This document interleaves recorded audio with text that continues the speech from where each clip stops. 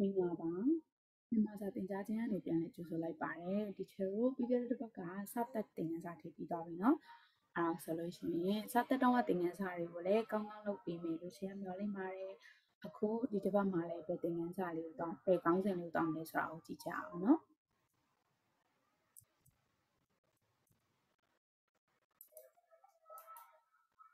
ဒီတစ်ပတ်ဒီချယ်တင်ပေးခြင်းနဲ့သင်ခန်းစာလေးကတော့တသက်နဲ့ပါသက်ဖြစ်ပါတယ်ချယ်တော့ငါသက်တွေပြီးသွားပြီကသက်တွေပြီးသွားပြီစသက်လည်းပြီးသွားပြီဆိုတော့ဒီတစ်ပတ်မှာတော့ဒီချယ်ကတသက်နဲ့ပါသက်ကိုသွားချင်ပါတယ်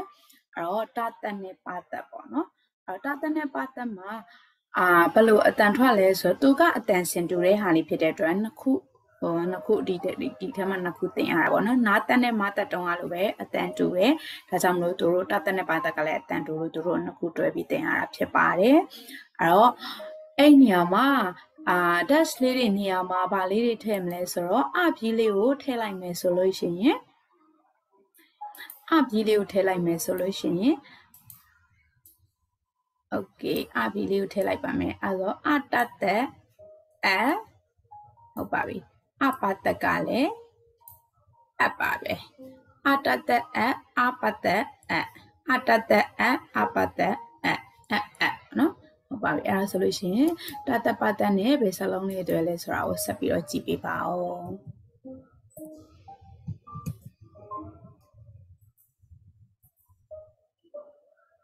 ကဲအဲ့ဒါဆိုအရင်ဆုံးတော့ဒီချက်ကတသက်နဲ့ပတ်သက်မှာတသက်အကြောင်းဝင်ပြောလိုက်ပါမယ်ဟုတ်ပါပြီ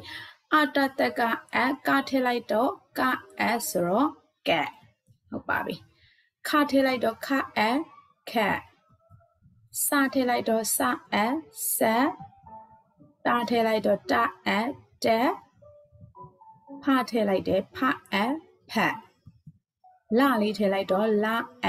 လက်ဟုတ်ပါပြီအဲ့ဒါဆိုရင်ကတသက်ကက်ခတသက်ခက်စတသက်ဆက်တာတသက်တက်ဖတသက်ဖက်လတသက်လက်စလုံးပေါင်းဆိုခြင်းတဲ့သူတွေကတော့ကာကြီးတတကက်ခါခွေးတတခက်စာလင်ရေးတတဆက်တာဝန်ဘူးရေးတတတက်ဖောက်တော်ရေးတတဖက်လာရေးတတလက်လို့ဆိုနိုင်ပါတယ်အခုပြထားတဲ့စလုံးလေးတွေကတော့တာတက်နဲ့တွဲပြီးတော့သုံးတဲ့နေရာမှာအသုံးများတဲ့စလုံးလေးဖြစ်ပါတယ်ဒီစလုံးလေးတွေကတော့ကိုယ့်ရဲ့နေ့စဉ်ဘဝမှာအများဆုံးသုံးနေတဲ့စလုံးလေးတွေဖြစ်လို့ဒီစလုံးလေးတွေကိုတစ်ချက်ရေးထုတ်ထားပါတယ်ဟုတ်ပါပြီအဲ့ဒါဆိုလို့ရှိရင်ဒီတာတက်နဲ့ရေးထားတဲ့စလုံးလေးတွေကကိုယ်ဘယ်နှလုံးလောက်သိလဲဘယ်နှလုံးရဲ့အဓိပ္ပာယ်လောက်ကိုသိလဲဆိုတာကိုစဉ်းစားထားစေချင်ပါတယ်ဥမာကတ်ဆိုရင်ဘယ်နေရာမှာသုံးတာခတ်ဆိုရင်ဘယ်နေရာမှာသုံးတာဆက်ဆိုတဲ့စလုံးဘယ်နေရာမှာသုံးတာပြီးရင်တက်ဆိုတဲ့စလုံးရောဘယ်နေရာမှာသုံးတာလဲဖက်လက်စသဖြင့်အဲ့ဒီစလုံးလေးတွေကိုဘယ်နေရာမှာသုံးတာလဲဆိုတော့သူ့ရဲ့အဓိပ္ပာယ်လေးတွေကဘာလေးဖြစ်နိုင်မလဲဆိုတာကိုစဉ်းစားစေချင်ပါတယ်အဲ့ဒါလေးစဉ်းစားပြီးတဲ့အခါမှာဒီဘက်ကပါတက်တဲ့စလုံးလေးတွေကိုတစ်ခါပြပြအောင်မယ်နော်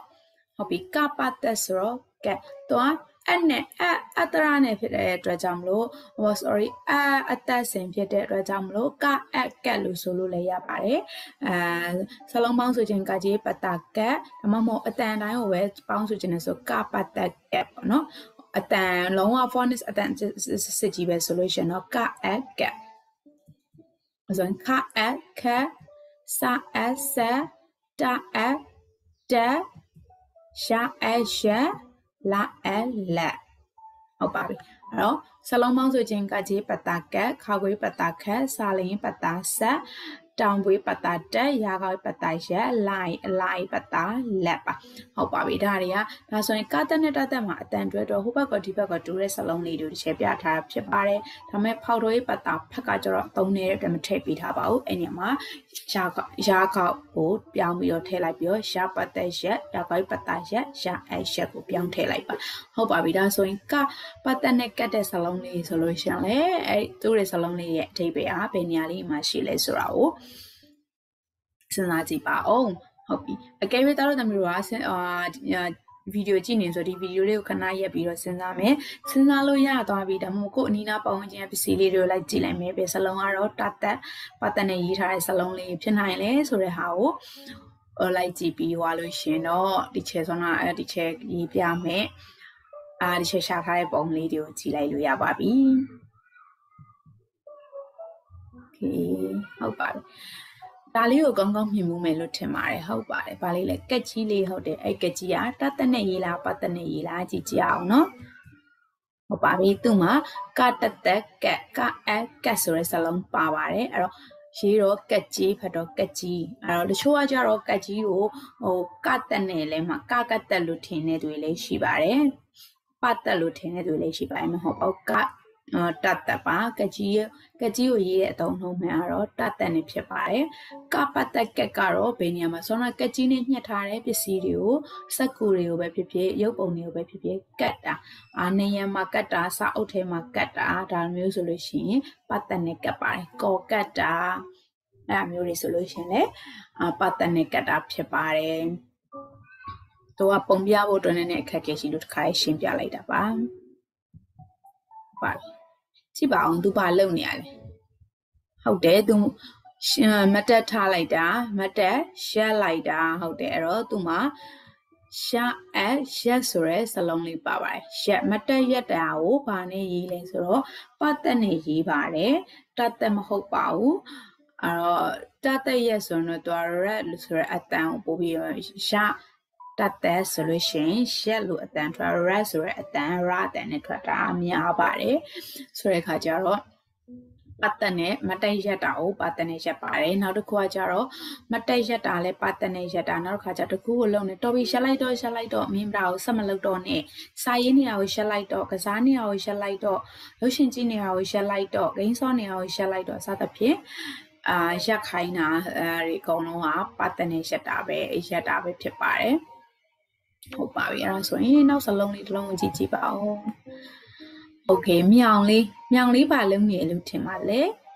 ဟုတ်တယ်မြောင်လေးစာဖတ်နေရအဲ့ရောစာဖတ်နေရဆိုတဲ့အထဲမှာပါတဲ့ဖတ်သည်ဟုတ်တယ်တတ်တဲ့နဲ့ဖတ်တာပါတချို့ပြောရလေပတ်သက်နဲ့ဖတ်တာကအသုံးနေပါတယ်လို့အသုံးနဲ့ဖြစ်တဲ့အတွက်ကြောင့်မလို့ပတ်သက်နဲ့တော့မဖြစ်နိုင်ဘူးတတ်တဲ့နဲ့ပါများသောဖြင့်တော့တချို့ကြတော့ဖတ်ကိုကတ်တဲ့နဲ့လို့လည်းထင်ကြပါတယ်ဒါပေမဲ့ဖတ်ကတ်တဲ့ဖတ်ကကြတော့တရားမမေကိုချစ်လို့မမေကိုသွားဖတ်တာကြောင်လေးကိုဆိုတော့ညောင်လေးကိုဖတ်ထားတာပွေးဖတ်ထားတာဒါမျိုးပေါ့ဘေဘီလေးတွေကိုကလေးလေးတွေကိုချစ်လို့ပွေးဖတ်ထားတာအဲ့ဒါမျိုးကကြာကတ်တဲ့နဲ့ဖတ်တာပါဒီဖတ်တတ်တဲ့နဲ့ဖတ်တာကတော့စာဖတ်တာကိုပြောတာဖြစ်ပါတယ်โอเคအဲ့ဆိုလို့ရှင်တော့ဒီတတ်ပါတဲ့နဲ့ရေးထားတဲ့စလုံးလေးတွေကိုဘယ်ညမှာသုံးလဲဆိုတာကိုနည်းနည်းလေးမှန်းဆမိမယ်ထင်ပါတယ်ဟုတ်ပါပြီအဲ့ဆိုလို့ရှိရင်ပြန်ကြည့်ရအောင်เนาะဒါဆိုလို့ရှိရင်ဒီချက်ကတ်နဲ့ကတ်ကြောင်းလည်းပြောပါတယ်ဒီမှာခက်နဲ့ခက်ကြောင်းပြောမယ်မခက်နဲ့ခက်ဆိုလို့ရှိရင်ရေခက်တဲ့ဟာရေခက်တယ်ဆိုလို့ရှိရင်ရေတောက်ဖို့အတွက်ရေခက်တာဒီပါတန်နဲ့ခက်တာပါခွက်ထဲကိုရေတွေခက်ထဲတယ်ဆိုတာဒီခွက်ထဲကိုရေတွေဝင်လာအောင်ခက်ထဲတာဖြစ်တဲ့အတွက်ပါတန်နဲ့ခက်ပါတယ်တာတန်နဲ့ခတ်တာကကြတော့အပြင်ရောက်အောင်ခတ်ထွက်တယ်လို့အတိတ်ပဲရပါတယ်ဥပမာအားဖြင့်လှေထဲမှာလှေစီးဘူးတယ်ဆိုလို့ရှိရင်လှေထဲမှာရေတွေဝင်လာတယ်အဲ့ဒါဆိုရင်အဲ့ထဲမှာရေတွေရဲများနေတယ်ဆိုလို့ရှိရင်ကြာရင်လှေကမြုပ်มาလေအဲ့တော့လှေထဲမှာရှိရဲ့ရေတွေကိုအပြင်ဘက်ကိုခတ်ထုတ်ပလိုက်တာလှေတွေကနေအပြင်ထုတ်ပလိုက်တာဆိုရင်တာတက်နဲ့ခတ်တာပါနောက်တစ်ခုဒါကနေရလူတွေဆိုလှေစီးဘူးတဲ့သူတွေဆိုရင်တည်ရပေါ့နော်နောက်တစ်ခုကကြတော့ရေအုတ်ကန်ထဲမှာရေတွေထည့်ထားတယ်အုတ်ကန်ထဲမှာရေတွေထည့်ထားတယ်အုတ်ကန်ထဲကနေရေချိုးဖို့အတွက်ရေခတ်လိုက်တယ်ကိုရေခွက်ထဲကိုပါလာအောင်ခတ်ပြီးတော့ကိုပေါ်လောင်းလိုက်ဒါဒီပတ်သက်နဲ့ခတ်တာဟုတ်ပြီအုတ်ကန်ကိုလှည့်ခြင်းတယ်အုတ်ကန်ထဲမှာရေတွေကိုလှည့်ခြင်းတယ်အုတ်ကန်ထဲမှာရေတွေကနှောက်နေပြီအဲ့တော့လှည့်ခြင်းအဲ့တော့အုတ်ကန်ထဲမှာရေတွေကိုခတ်ထုတ်ပြင်မယ်ပါနဲ့ခတ်လဲဆိုတတ်တဲ့နဲ့ခတ်ပြီးတော့အပြင်ကိုခတ်ပြီးတော့ထုတ်ပလိုက်အမှချင်းဝိုင်းနေမှာဆိုလို့ရှိရင်ချင်းလုံးတွေကိုခြေထောက်နဲ့ခတ်ထုတ်လိုက်တယ်ဆိုလို့ရှိရင်အပြင်ကိုရောက်သွားအောင်ခတ်လိုက်တဲ့အခါကျလို့ရှိရင်တတ်တဲ့နဲ့ခတ်ပါတယ်ဒါကတော့အထဲကိုကုစီကိုဝင်အောင်ခတ်တာဆိုပတ်တဲ့နဲ့ခတ်ပါပြီဆက်နဲ့ဆက်မှာလဲလိုပဲဒါကတော့မင်းတို့သိရဲ့စိတ်သား6တို့ဆက်သား6တို့စားတဲ့အစားဆိုင်မှာပေါ့နော်ပြီးအဲ့ဒါမျိုးလက်ဆက်တယ်ဆိုလို့ရှိရင်စတတ်တဲ့နဲ့ဆက်ပါတယ်ပတ်တဲ့နဲ့ဆက်တာကြတော့ဒီဘယ်လိုပြောမလဲစတဖူပန်တို့ဘာလို့အဲ့လိုမျိုးပေါ့နော်အဲ့လိုဟာအနေအရာမှာပတ်တဲ့နဲ့ဆက်တာကိုသုံးပါတယ်အကျွေးဆက်တယ်ဟာနေငါအကျွေးလာမဆက်သေးဘူးလားသူ့စီကပတ်စံပြန်ဆက်တယ်အဲ့ဆိုရင်ပတ်တဲ့နဲ့ဆက်ပါတယ်တ တာမှာဆိုလို့ရှင်လဲပတ်သက်နဲ့တက်တာဒီတက်စင်နာဥမာဆိုလို့ရှင်လေကိုရုပ်ကလေးကစားတယ်တက်စင်နဲ့ဥမာကိုယ်စီမှာကစားစရာအသေးရတချို့ဟာတွေဆက်စင်ရတာလေစင်ရတာမျိုးဖြစ်တယ်ဥမာဆိုအိမ်မှာ wifi တက်တယ်ဟုတ်လား wifi ကိုတက်စင်နဲ့ဥမာခုက online learning ရဲ့ဟို online learning ရဲ့ခေတ်စားနေခါကျတော့များတော့ပြော wifi နဲ့ဆိုရင်ပို့ပြီးတက်တာဆိုတော့ wifi အိမ်မှာအသစ်တက်တယ်အဲ့ဒါမျိုးဆိုရှင်ပတ်သက်နဲ့တက်တာပါတက်တဲ့နဲ့တက်တာတော့အခု teacher သင်လိုက်တဲ့စာတွေကိုတက်သွားပြီလောက်တက်သွားပြီသင်ယူတက်မြောက်သွားပြီဆိုရင်အတတ်ပညာတစ်ခုကိုသင်ယူတက်မြောက်သွားတယ်ဆိုရင်တက်တဲ့နဲ့တက်ပါတယ်ဖတ်တက်ဒီနှစ်ခုကတော့ပြောပြပါပြီ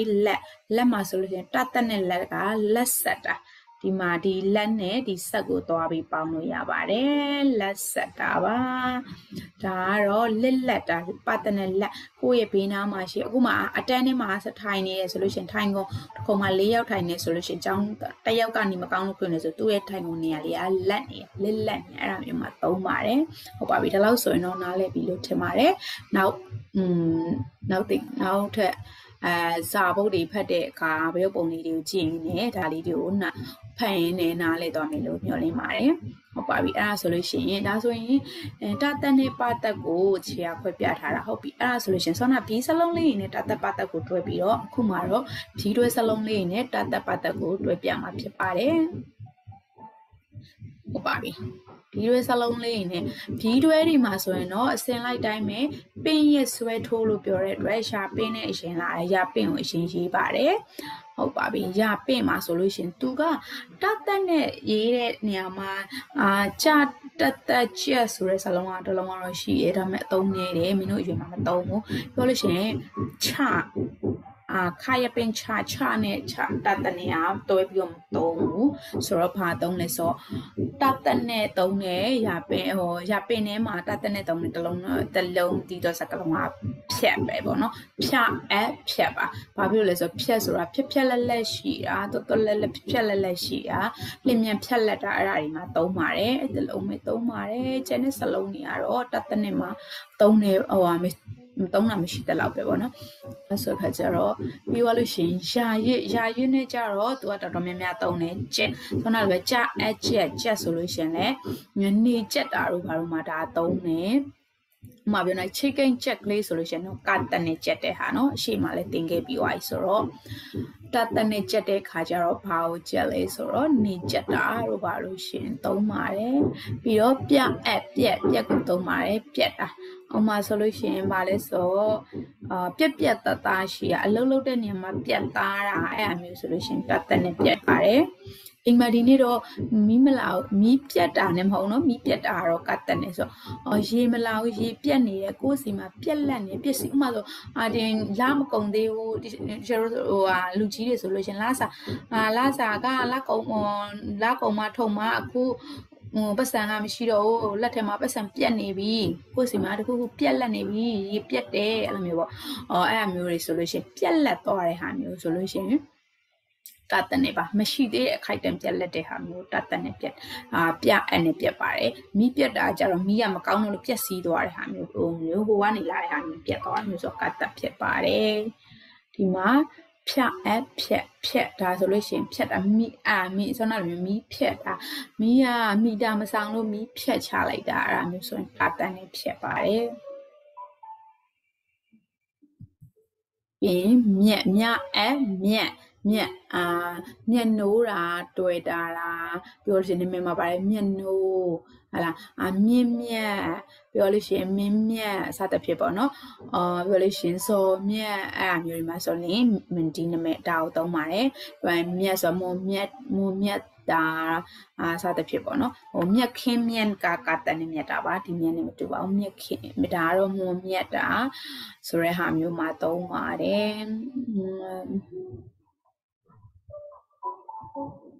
ပြီးရင်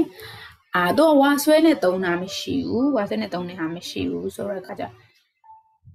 ဆိုတော့ဝါဆွဲနဲ့သုံးတာအသုံးနေတယ်နော်အသုံးနေတော့တော်ဘာလို့ပါဆိုလို့ရှင်တော့နည်းနည်းတော့ဖို့တော်ဒါပေမဲ့အသုံးနေလို့မထည့်ထားတော့ပါဘူးမှတ်မှတ်သားတာအခုဒီရှယ်စာတင်တဲ့ဟာတွေကိုလိုက်ပြီးတော့မှတ်သားတဲ့ဟာမျိုးမှာဆိုလို့ရှိရင်တော့သုံးပါတယ်ရဝါဆွဲနေကအသုံးနေတယ်ဥမာ လောက်အဲ့ဒါဝါဆွဲကကြတော့ तू ကဝါဆွဲနဲ့တုံးတဲ့အတုံးနှုံးကအနောက်မှာတတခန်းရှိရတိတတခန်းရှိရမလို့သူ့ဒီမှာမထည့်ထားတော့ပါဘူးနော်တော့ဝါဆွဲနတ်သက်အွန်တော့လိုမျိုးပဲဝါဆွဲတတအခန်းရှိရခါကျတော့ဒီထဲမှာဝါဆွဲကိုထည့်မထားတော့ပါတော့အတန်ဆိုတော့အတန်ထွက်တော့မဟုတ်တော့ဘဲနဲ့ဝါဆွဲကြတော့အော့ဆိုပြီးအတန်ထွက်မှာဖြစ်တဲ့အတွက်ကြောင့်မို့ဒီထဲမှာထည့်ထားတာမထည့်ထားတော့တာပါဟုတ်ပါပြီဆိုလို့ရှိရင်ရှာဘာလဲပင်းရဆွဲထိုးနဲ့တသက်နဲ့တွဲတာကိုပြီးသွားပြီဆိုတော့အခုပင်းရဆွဲထိုးနဲ့ပတ်သက်နဲ့တွဲတဲ့ဟာလေးကိုစက်ကြည့်လိုက်ပါဦးဟုတ်ပါဒီမှာကတော့သူပတ်သက်နဲ့ကြတော့အတုံးများတယ်နော်ရပင်ဟာပတ်သက်နဲ့အတုံးများတာဖြစ်တဲ့အတွက်အမှာဆိုရင်ဆောနာမှာတုံးတဲ့ချက်ကဒီဘက်မှာကြာလို့ရှိရင်ပတ်သက်နဲ့မှာအတုံးများပါပြီကြတစ်ချက်နှစ်ချက်သုံးချက်လေးချက်1000ချက်5000ချက်3000ချက်2000ချက်စသဖြင့်မြန်မာကျပ်ငွေကိုပတ်သက်နဲ့ချက်ပါတယ်ချက်ရရှိဟာမင်းလေးဟဲ့သူ့ဘိုက်လေးကအစီးမရှိချက်ရက်နေတာပဲအားမျိုးမှဆိုလို့ရှိရင်ဘိုက်ချက်ကလေးဆိုလို့ရှိရင်ပြချက်နေရပဲအားမျိုးမှဆိုလို့ရှိရင်မကြည့်ပါဦးဒီမုံလေးကလည်းပြချက်နေရပဲအားမျိုးဆိုလို့ရှိရင်ပြချက်ကလေးပကံလေးကိုအချက်လိုက်တယ်လားကဲပကံများတွေဆိုရင်တစ်ချက်နှစ်ချက်စသဖြင့်ရှိရအားမျိုးမှဆိုရင်ချက်ကိုသုံးပါတယ်ချက်သူကကြတော့ချက်ချက်ကသုံးနေပါလေဆိုချက်မွေလို့ပါတော့မွေတွေထဲမှာဆိုချက်လုံးမွေချက်ပြားတော့အဲ့လိုမွေမှာဆိုလို့ရှိရင်ချက်ဖာအဲ့ဒါမှာဆိုလို့ရှိရင်ချက်ကိုသုံးပါတယ်ပြက်ကကြတော့သူအတန်ကြီးဒီမှာအဲ့လိုပြက်မြည်တဲ့အတန်မျိုးတွေမှာသူကသုံးပါတယ်ပြီးဖြတ်လဲလို့ပဲဖြတ်လဲဒီရပင်းဖြက်ကအတန်ကြီးပဲဥပမာဆိုလို့ရှိရင်ညာဘက်ကိုတယောက်တည်းအိတ်နဲ့အခန်းရှိကနေခြေတန်းနေဖြတ်နေကြားတယ်။ဘာလဲတရေလားမသိဘူးဆိုပြီးတူပြီးပြောလေဟာခြေတန်းနေတစ်ဖြတ်နေကြားတယ်ဒီနေရာကလူလည်းမရှိဘဲနဲ့အဲ့လိုမျိုးပေါ့နော်။ဘသူလဲအဲ့ဆိုခြေတန်းတစ်ဖြတ်ဘသူလဲဆိုကြောက်လန့်မျိုးခြေတန်းနေတစ်ဖြတ်ကြားတယ်အဲ့လိုမျိုးပေါ့အတန်ကြားအတန်မှာပဲသူအတန်ကိုပဲပြောပြီးငှက်ကလေးတောင်ကဖြတ်ဆိုစာကလေးဆိုတယ်မလားအိမ်ဗရန်ပေါက်မှာလာနာလေးပြောလို့ဖြတ်နဲ့ပြောသူရဲ့တောင်မှခတ်တဲ့အတန်နေဖြတ်နေမြည်ရအဲ့မျိုးမှာအတန်လေးမှာဒီဖြတ်ကိုသုံးပါတယ်ဟုတ်ပါပြီဒါဆိုလို့ရှိရင်ရပင်းနဲ့ပတ်သက်နဲ့တွဲတာအရင်များเนาะအဲ့ဆိုပြန်ဆိုကြည့်ပါဦးကြချက်ချက်ပြပြက်ဖြဖြက်စလုံးပေါင်းဆိုခြင်းเนาะကာကြီးရပင်းပတ်သက်ချက်ခါခွေရပင်းပတ်သက်ချက်ခံငယ်ရပင်းပတ်သက်ချက်ပါတော်ရပင်းပတ်သက်ပြက်ဖောက်တော်ရပင်းပတ်သက်ဖြက်ဟုတ်ပါပြီအဲ့လိုဆိုလို့ရပါတယ်ဒါဆိုရင်နောက်ဟာလေးနဲ့ဆက်ပြီးတော့တွဲတဲ့ဟာကိုကြည့်ပါဦးကဲနောက်ဟာကတော့သူကကြတော့ယာရင်နဲ့ပတ်သက်နဲ့တွဲတဲ့ဟာကတိတ်မရှိအသုံးနေတယ်ဆိုတော့ခါကြတော့ချိန်မထဲတော့ဘူးသူကနော်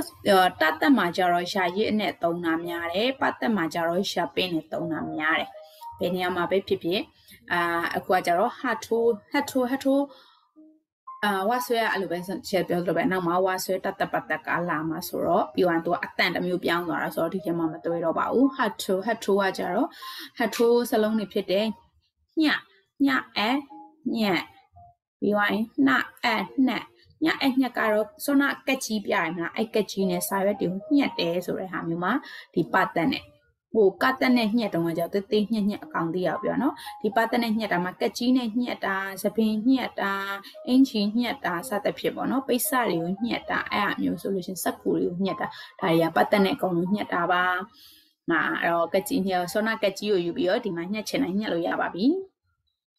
โอเคနှက်အဲ့ရထဲမှာဒီနေ့တော့မိုးအေးလေးနဲ့နှက်အကွေးပြီးတော့မစိမ်းနဲ့နှက်လိုက်အောင်မယ်အဲ့ရထဲမှာစိမ်းယူနေရနောက်တစ်ခုကကြတော့မကင်းချီနှက်တာကင်းချီတို့တိတ်ပြီးတော့ကြာတောင်နှက်ထားတာလက်ဖက်နှက်တာပြီးတော့နှက်ချီအဲ့အကောင်ကနှက်ပါဒီစားတော့ဆရာပြောပြီးမှယွန်းတရားပြောတော့ဖြစ်ရှက်အင်ချီအင်းတို့စီမှာရှက်လေယောက်ျားလေးဆိုရှက်အင်ချီအဲ့မျိုးမှာဆိုလို့ရှိရင်ရှက် ပြီးတော့ဟဲ့ကျင်တို့ကျင်ရှက်ပြနဲ့အဲ့လိုမျိုးပေါ့နော်ရှက်ပြနဲ့အဲ့လိုမျိုးမြင်အဲ့လိုမျိုးလုပ်တဲ့ဟာမျိုးဆိုလို့ရှိရင်လည်းဒီရှက်ကိုသုံးပါတယ်ပြီးတော့လို့ရှက်ပြေးရည်ရင်နေရှိရဒီဘက်မှာတော့ရခိုင်တို့ AR တိုင်းတို့ဘက်မှာတော့ရှိရရခိုင်မှာဆိုရင်တနင်္လာနေ့တော့ရှက်ပြေးရည်နေတုံးတယ် AR တိုင်းမှာဆိုတော့ရှန်လည်းရှန်အရင်တော့ရှန်ကုန်နဲ့အဲ့လို AR တိုင်းရမြို့နယ်တွေတချို့မြို့နယ်တွေမှာဆိုလို့ရှိရင်ရှက်ပြေးသမောတွေနဲ့တော်ရတဲ့ဟာမျိုးပေါ့အဲ့ဆိုလို့ရှိရင်ရှာအရှက်ဒါနဲ့သုံးပါတယ်အသုံးများတဲ့ဟာကိုမှတ်ထားမယ်ဆိုရင်ရှက်အင်ချီပေါ့နော်ပြီးရင်လှကတော့ဘာကိုလှက်တာလဲဆိုတော့မလေးအဖုံးလှက်ထားလိုက်တာဥမာထမင်းလေးပါမေမေတို့ချက်ပြီးသွားတယ်ပေါင်းအဖုံးကိုလှက်ထားလိုက်တာဘာဆိုချွေးလှက်လိုက်အောင်လည်းပြောရလေအဖုံးကိုလှက်ထားလိုက်တာအဲ့ဒါဆိုရင်ချွေးတွေအငွေ့တွေပြင်ထွက်သွားတယ်ပြောလို့ရှိရင်ချွေးတွေထမင်းမှာချွေးတွေမကြတော့ဘူးအဲ့ဆိုလို့ရှိရင်တော့ထမင်းကြခံတယ်ကွာမျိုးရှိရဲ့ဟင်းချက်နဲ့ဟဲဟင်းဝါဆူနေပြီးအဖုံးလှက်လိုက်အောင်ဆိုရင်အဖုံးဖွင့်တာကိုပဲပြောတာပဲဒါပေမဲ့လှက်ထားတကားတွေကိုလှက်ထားအဲ့လိုမျိုးသူကလိုက်အောင်လှက်လိုက်အဲ့မျိုးကသူကသုံးနေတချို့နေအဲ့မှာကြောက်လေအဲ့လှက်ကိုသုံးတာဖြစ်ပါတယ်ဟုတ်ပါပြီအဲ့ဆိုရင်အဲ့ဒါလေးကိုလည်းစလုံးပေါင်းပြီးဆိုပြမယ်နော်ညာဟာထိုပတာညက်နာငယ်ဟာထိုပတာနှက်ရာကဟာထိုပတာရှက်လာဟာထိုပတာလှက်အတန်နဲ့ဆိုပါမယ်ညညက်နှနှက်ရှရှက်လှလှက်အတန်နဲ့နောက်တစ်ခုရှိသေးတယ်ပေါင်းပေါ့ညပါတညက်နှပါတနှက်ရှပါတရှက်လှပါတလှက်ဟုတ်ပြီနော်အဲဆိုလို့ရှိရင်တော့ဒီစလုံးလေးတွေကိုလည်းအတိတ်ပဲလေးရှင်းပြခဲ့ပြီးသွားပြီဆိုတော့ဒီချာလေးဖတ်ထားပေးပါသူတို့ရဲ့အသုံးလေးတွေပါမြင်သာအောင်လို့ပုံနဲ့ပြထားလေးရှိပါတယ်ကြည့်ပေးပါโอเคအဲ့တော့စောနာစလုံးတွေကိုရသွားပြီဆိုလို့ရှိရင်စောနာစလုံးတွေကိုရသွားပြီဖတ်ထားမယ်ဒီချာလေးဖတ်ထားမယ်အသုံးနှုန်းတွေလည်းပြထားပြီဆိုရင်ဒါလေးတွေကတော့ဟောရစကလုံးလေးတွေဖြစ်ပါတယ်ဟောရစကလုံးအောင်ဆိုတော့စလုံးအောင်လေးပေါ့နော်အဲ့အလေးတွေမှာဆိုဘယ်စလုံးပါလဲဆိုတော့ခက်မှန်းကြည့်အောင်ကဲဒါဆိုရင်ပါလဲသွားနေတယ်ကောင်းကင်ဘုံမှာသွားနေလင်းပြန်လို့တော့မပြောနဲ့လင်းပြန်နဲ့ဒီဟာနဲ့မတူလင်းပြန်ကကြတော့တောင်မှန်ကြီးတွေနဲ့ဒါကကြတော့တောင်မှန်မပါဘူးသူ့အင်္ဂလိပ်လိုကြတော့ဘယ်လိုခေါ်လဲဆိုတော့ helicopter ကိုခေါ်လေ helicopter ပမာလိုကြတော့သူကပါလဲဆိုတော့ဟုတ်တယ်ရဟတ်ရှင်အဲ့မှာဆိုရင်ပါလဲဆိုဟာအတက်နော်အဲ့ဆိုရှာဟာဟရဟတ်ရှာအင်းဒါအင်းနေရညာကလေးတက်နော်ရှာဟာဟရဟတ်ရှာအင်းရှင်ရဟတ်ရှင်စလုံးပေါင်းဆိုကြတော့ရာဂရဟာရေတတာဟရဟတ်ရပလက်ရေးချညာကလေးတက်ရင်ရဟတ်ရှင်ကိုအစဉ်ပြေအနေနဲ့ပေါင်းလို့ရပါတယ်ဟုတ်ပါပြီအဲ့ဆိုပါလေးလာနေကြည့်ပါဦးဘာကြီးရောပွဲယူနေတဲ့ဟာတော့ရှိတယ်ပွဲယူအောင်ဆိုတော့မပါအောင်အနောက်မှာသူကပါလောက်ထားလေမှန်မောင်သွင်းပြီးတော့တန်ချိတ်တင်နေအောင်ချိန်ထားဆိုတော့ပွဲယူတဲ့ဓာတ်ပုံဟုတ်တယ်ပေါ်ဓာတ်ပုံကိုချိတ်ဆွဲထားတာအဲ့တော့သူဓာတ်ပုံမှန်မောင်နဲ့သူကတိတ်ချာနာဆွဲပြီးထားတော့တစ်ချက်လက်အောက်မှာပေါင်းလေးနဲ့တိတ်ချလုပ်ပေးထားပါတယ်သူရဲ့ကာလာလေးတိုင်းလေโอเคဓာတ်ပုံစလုံးပေါင်းအရင်ဆိုပြမယ်နော်တောက်ချရေးချတတာဓာတ်ပါစောက်သေးတင်ချောင်းရင်ပုံဓာတ်ပုံဟုတ်ပြီအတန်နဲ့ဆိုတော့မယ်ဓာတ်ဓာတ်ပါအောင်ပုံဓာတ်ပုံဓာတ်ဓာတ်ပါအောင်ပုံဓာတ်ပုံဓာတ်ဓာတ်ပါအောင်ပုံဓာတ်ပုံပါပြီဆိုတော့တစ်လုံးကြည့်လိုက်ရအောင်ကဲ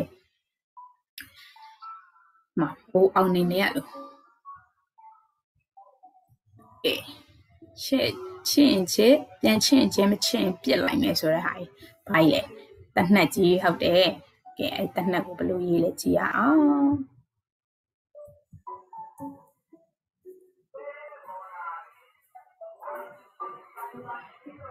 ဟုတ်ပါပြီတနှက်ခေါ်တော့တနှက်လို့ခေါ်ပေမဲ့တနှက်ဆိုတဲ့အတန်နဲ့ထွက်ကြမယ်ရေးတော့တေနက်တာအေတေနအနက်တေနက်ရေးတော့တေနက်ဖတ်တော့တနက်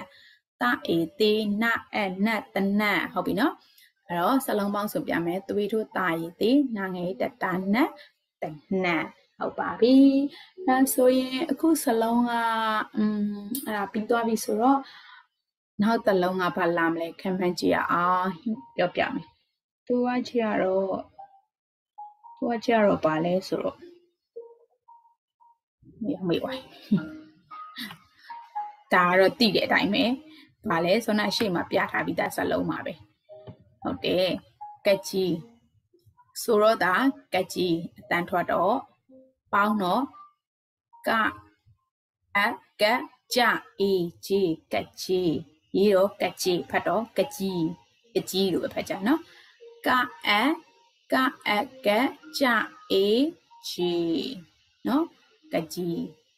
စလုံးပေါင်းဆိုကြည့်မယ်နော်ကာကြီးတတာကတ်သွေးထုတ်ကာကြီးရာရည်ကြီးဝစနှလုံးပေါင်းကြီးကက်ကြီးနော်ကက်ကြီးဟုတ်ပါပြီအဲဆိုလို့ရှိရင်ဒါလေးတွေကိုရပြီဆိုရင်နောက်တစ်ခုရှိပါသေးတယ်နောက်တစ်စလုံးလေးတွေရှိပါသေးတယ်ဒီခါကတော့ဗာလေးရင်လာမယ်ဆိုလူတွေကအရန်ပူလို့ရှိရင်ပူအိုက်တဲ့ချိန်ညာအဲ့ဒါကိုသုံးတယ်အဲ့ဒါမဲ့တခုလို့ရှိရင်အဲ့ဒါလျှက်စစ်မီမရတဲ့နေရာတွေမှာသုံးတဲ့ပစ္စည်းသူ့လက်ပဲအားကိုးရတယ်လက်နဲ့ဟိုအားကိုပြီးတော့အခုတတောင်းလောက်ရပါထင်လို့ထင်ပါလေ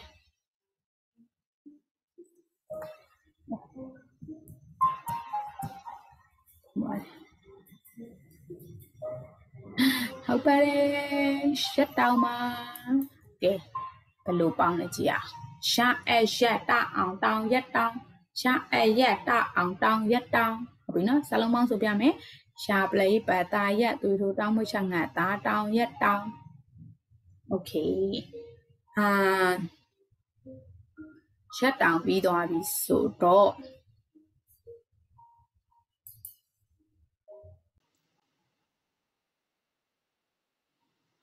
ရက်တောင်ပြီးသွားပြီဆိုရက်တောင်ကလူတွေပူတဲ့အချိန်မှာအေးသွားအောင်လို့အေးသွားအောင်ကူညီပေးတာပေါ့နော်အခုပြမယ့်ပစ္စည်းကလည်းအဲ့လိုပဲလူတွေကိုအေးသွားအောင်သူ့အသုံးပြုလိုက်လို့ရှိရင်လူတွေကအေးမြသွားတယ်ပူနေနောက်မှပဲပြီးရင်သူ့ကိုအသုံးပြုထားတာကိုမြင်တဲ့သူတွေကလည်းသဘောကျကြတယ်ဒါပေမဲ့သူကဘယ်နေရာတွေမှာအသုံးပြုရလဲဆိုတော့ဥမာခဏကိုအပေါ်ပိုင်းခဏခေါင်းပိုင်းမှာအသုံးပြုရတယ်ဒီမျက်နှာပေါ့သူသဖြင့်မျက်နှာပေါ်မှာအသုံးပြုရတယ်မြင်သူ့ကိုအသုံးပြုထားတာကိုမြင်လို့ရှင်လူတွေကသဘောကျကြဟဲ့ချစ်စရာလေးလို့ပါတော့အားလိုက်တာတော့မှုေးလိုက်တာတော့ဘာပစ္စည်းဖြစ်မယ်လို့ဖြစ်တယ်ဟုတ်ပါတယ်ဘာလဲဟုတ်တယ်တနခါလူထိုင်မျက်နှာလေးလည်းအေးနေတယ်ပြီးတော့မှုေးတယ်လူတွေကလည်းမြင်လို့ရှင်သဘောကျကြတယ်နော်โอเคသူ့ဘယ်လိုပေါင်းလဲကြည့်ရအောင်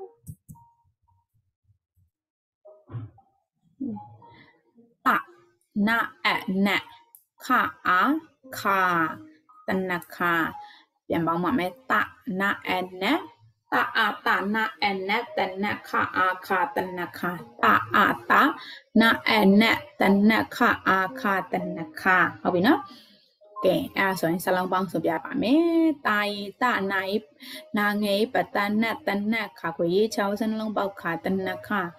တာရီတနာငယ်ပတနတနခကိုရေးချောင်းစနှလုံးပေါက်ခတနခဟုတ်ပါဟုတ်ပြီအခုဒီတစ်ခါပြမယ့်ဟာလေးကတော့အဲ့လိုပဲဒီနေ့ကတော့အရန်အေးမြစီတဲ့ဟာလေးပဲเนาะရက်တောင်ပူတဲ့ချိန်မှာရက်တောင်လေးခတ်လိုက်လို့ရှိရင်အေးမြသွားတယ်ပူတဲ့ချိန်မှာတနခါလေးလင်းလိုက်လို့ရှိရင်အေးမြသွားတယ်ဟုတ်ပြီနောက်တစ်ခုကလည်းလူတွေကိုအပူတက်တောင်လုပ်ပြတာပဲတိုးတော့သူကကြတော့ဇောနတနခခန္ဓာကိုယ်အပေါ်ပိုင်းဆိုဝင်ရင်အဲ့ဒီပစ္စည်းကကြတော့ခန္ဓာကိုယ်ရဲ့ဒီလူရဲ့ခန္ဓာကိုယ်ရဲ့အောက်ဆုံးပိုင်းမှာရှိရအောက်ဆုံးလူရဲ့ခန္ဓာကိုယ်ရဲ့အောက်ဆုံးကျတဲ့အစိတ်ပိုင်းတစ်ခုကာကွယ်ပေးတာအပူတက်တာအောင်လို့သူ့ကိုအသုံးပြုထားလို့ရှိရင်လူကအဲ့လိုဘယ်နေရာပဲတော့အပူတက်တာတယ်အပူတက်တာတယ်ကွာပြီးတော့လို့ရှိရင်တော့ဒီဇိုင်းမျိုးစုံရှိတယ် brand တွေလည်းရှိတယ် ဒီတွင်ဖြစ်တယ်လည်းရှိ brand တွေလည်းရှိမျိုးစုံရှိရကွာဘာဖြစ်မယ်လို့ထင်တယ်ပေါ့ပုံစံမျိုးစုံလည်းရှိတယ်ပြီးရင်သူ့အနှတရားဖြစ်အောင်ကဘယ်လိုလဲအေးမြအောင်နေမဟုတ်အနှတရားဖြစ်ခြင်းကနေလည်းကောက်ွယ်ပြီးဘာဖြစ်မယ်လို့ထင်လဲလှပတင်တယ်အောင်လည်းလုပ်ပေးနိုင်ပါတယ်ကဲဘာလို့ဖြစ်မလဲဆိုတော့ကြည့်လိုက်ကြအောင်နော် ပါလေဟုတ်တယ်ဖက်နက်လေးဖက်နက်ကိုစီးထားလို့ရှင်ခြေထောက်ကိုကာကွယ်ပေးတယ်အပူတဲ့နေရာတွေတော်လို့ရှင်လဲသူကနေပြီးတော့အပူဒဏ်သက်သာအောင်ကာကွယ်ပေးတယ်သူ့ဒဏ်ရာရတာတွေဘာမှမဖြစ်အောင်လဲကာကွယ်ပေးရနော်ဟုတ်ပါပြီဖက်နက်အဲ့တော့ရေးတော့ဖိနက်ဖတ်တော့ဖက်နက်တော့ဖက်နက်ဟုတ်ပြီနော်ဖာအီဖိနာအနက်ဖက်နက်ဖာအီဖိနာအနက်ဖက်နက်ဟုတ်ပြီနော်အဲ့တော့စလုံးပေါင်းဆိုပြပါမယ်ဖောက်တော်လုံးနဲ့ဖိနာငယ်ပတာနက်ဖက်နက်ဖောက်တော်လုံးနဲ့ဖိနာငယ်ပတာနက်ဖက်နက်ဟုတ်ပါโอเคအဲ့တော့အခုနောက်ဆုံးပြမယ်ပုံဝါကြတော့ဒါတွေနဲ့ဘာမှမဆိုင်တော့သူကကြတော့သူကလည်းတစိမ့်တစိမ့်ရတော့တတ်မှတ်တယ်သူကခန္ဓာကိုယ်မှာခန္ဓာကိုယ်အပူဓာတ်နေကနေကောက်ွယ်ပေးအောင်အေးဓာတ်နေကနေကောက်ွယ်ပေးအောင်ခန္ဓာကိုယ်မှာတင်းတင်းမြတ်တာဖို့အတွက်ကျတော့အဝတ်စားတွေဝတ်ကြရလေဟုတ်ပြီအဲ့လိုအဝတ်စားတွေဝတ်တဲ့အခါမှာအဝတ်စားမဖြစ်ခင်တော့ပိတ်စကြီးပဲready made မဟုတ်ဘူး ready made အင်ဂျီတွေပေါ်ပေးမယ်လေသူကအင်ဂျီတွေဘောမရောက်ခင်တော့အဲ့ဒါအလုံးပိတ်စပဲသူ့ကိုဖျန်ညိုကကြီးနဲ့ညက်ပြီးတော့ဆက်တွေပိုင်းနဲ့ချုပ်လိုက်တဲ့အခါမှာအိမ်မှာအသုံးပြုရတဲ့ပစ္စည်းတစ်မျိုးပဲဘာဖြစ်မလဲဆိုရင်အင်ကြီးတစ်ခုနဲ့တစ်ခုတွဲဆက်သွားဥပမာဆိုဖက်နက်တွေပိုင်းဆိုတော့မှပဲပြတ်သွားတယ်ဆိုရင်သူ့ကိုပြန်ပြီးတော့ဖက်နက်ချုပ်မယ်ဆိုရင်အသုံးပြုလို့ရတယ်အဲ့နေရာမှာသုံးနေတာဘာဖြစ်မလဲလို့ထင်ဗာလေးလေဟုတ်ပါတယ်အခလေးပါအညီဒီပိုင်းချုပ်တဲ့နေရာမှာအသုံးပြုလို့ရတယ်ဖက်နက်ဒီပိုင်းချုပ်တဲ့နေရာမှာအသုံးပြုလို့ရတယ်အပတ်သက်နော်ဟုတ်ပြီသူကကျတော့အပဲဆိုတော့သူကိုပေါင်းမယ်ဆိုပြလိုက်တော့နော်အပတ်သက်စလုံးပေါင်းဆိုရင်တော့ပါသက်ဟုတ်ပြီနော်အပတ်သက်ပတ်သက်ကြိုက်တယ်လို့ဆိုရအဲ့လေးတွေပြန်ဆိုချအောင်ရှာရတအောင်တောင်ရတောင်ဆိုအမြန်ဆိုရင်တော့သူကအရန်ဆိုလို့ကောင်းတယ်ကွာဒီလားအတန်နဲ့ဆိုတာရှာရတအောင်တောင်ရတောင်တာအာတာနာအနတနခအာခတနခဖာဣဖိနာအနဖနအပတဟုတ်တယ်နော်ဟုတ်ပါပြီโอเคဆိုလို့ရှင်တော့ဒီစလုံးလေးတွေကိုဒီချာလေးဖတ်ထားပေးပါပြီးတော့လို့ရှင်တို့ကဒီစလုံးတွေကဘယ်နေရာမှာသုံးတယ်ဘယ်နေရာမှာဘယ်နေရာမှာသုံးလို့ရတယ်ဘယ်လိုအဓိပ္ပာယ်ရှိဆိုတော့သူမျိုးတည်ပြီးသားဖြစ်တဲ့အတွက်ကြောင့်စာချောင်းလေးစဉ်းစားလို့လည်းရပါတယ်ဟောရတဲ့စလုံးနဲ့ပတ်သက်ပြီးတော့ဒါဆိုလို့ရှိရင်ဆိုရဖတ်စာတင်ရုံမှာပါတယ်အားလေးတို့ဒီချက်ပုံပြန်ရှာပေးထားပါတော့သူ့မှာလည်းသူပေးထားပြီးသားပဲသိပြီးသားပဲထားမဲ့ချက်ပုံလေးတွေနဲ့စိတ်ဝင်စားအောင်လို့နည်းနည်းပြန်ရှာပေးထားဖြစ်ပါတယ်ဟုတ်ပါပြီဒီမှာပေးထားတယ်တနက်ရှက်တောင်ရဟန်းရှင်တနခကကြီးဖနက်ဟန်ချက်တပ်ပုံစပွဲတော့မထည့်ထားအောင်စပွဲရကြတော့ချို့လူနေအလံဝေးဆိုစပွဲဆိုလို့ရှင်လဲစာရီချာဆိုတော့စာဆက်ဖြစ်တော့မှာပေါ့ပွားပွဲစပွဲဒီမှာဆိုလို့ရှင်ထပ်ပါသေးတယ်ပအိုပိုဟဟပိုဟကြအေဂျေနအနက်ဂျေနက်ချအင်ချင်းဖဖတ်ချင်းဘတ်စအောင်ဆုံးဖြဖြက်ဆုံးဖြက်တိုက်ခအခက်တိုက်ခက်မအမတ်တအမတ်တရှာရအမတ်တရဟုတ်ပြီနော်ထဥထူထအထက်ထူထက်နာအေနေကြကြက်နေကြက်ဝအေဝေဝနဲ့အဲ့နဲ့ပေါင်းတာနော်ဝဒီညမှာသူကဝစ်လို့တန်းထားတယ်နော်စအင်စင်ဝစ်စင်လာလက်အားလက်ကအောင်ကောင်းမြမြက်ကောင်းမြက်အတက်ပညာအတက်ပညာဟုတ်ပြီနော်ဒါလေးတွေကတော့စကလုံးတော့ပုံစုံနဲ့အများကြီးဖြစ်တယ်အဲ့တော့အဲ့ဒါလေးတွေကိုလည်းဖတ်ထားလို့ရပါတယ်ဆိုလို့ရှိရင်ဒီတစ်ပတ်မှာတော့တသက်နဲ့ပတ်သက်တဲ့ကစလုံးပေါင်းအမားများတဲ့ဟာလေးတွေလည်းဖြစ်တဲ့အတွက်ကြောင့်မလို့အမားများကြတယ်တသက်ပတ်သက်မကွဲကြဘူးဖြစ်တဲ့အတွက်ဒီချေကရှေ့ကပြီးနဲ့တသက်ပတ်သက်တွဲတဲ့ဟာရေပြီးတွဲနဲ့တသက်ပတ်သက်တွဲတဲ့ဟာရေကိုဒီချာလေးဖတ်မယ်အဓိပ္ပာယ်လေးတွေကိုဒီချာလေးခဏပြန်နားထောင်မယ်